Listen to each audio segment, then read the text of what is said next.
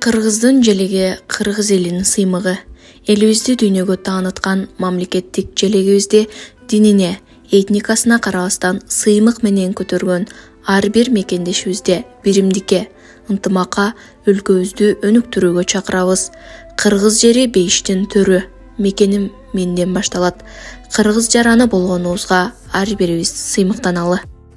Биз качан өзүбүздүн мамлекетибиздин эркиндигибиздин, мына туубуздун баркын билбесек, анда биздин динибиздин, биздин жашообуздун эмне кызыкчылыгы?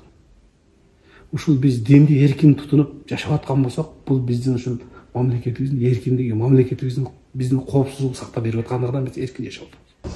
Ислам дини эч качан бир адамдын жанын кыюулукка, бир адамды тоноолукка, бир адамды барымтак алуулукка, бир адамдын намысына доо кетирүүлүккө үндөбөйт.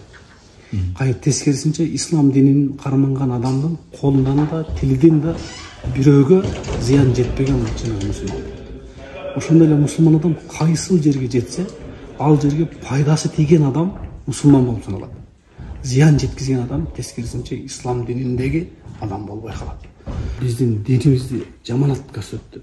Бул өтө динге да, биздин мыйзамга да каршы келген ишти жасады. Буга биз жалпы ислам коомчулугу, дин башкармачылык Кыргызстандагы биз жүрөгүбүз менен келип андай иштерден алыс болуулукка чакырабыз бардыгы.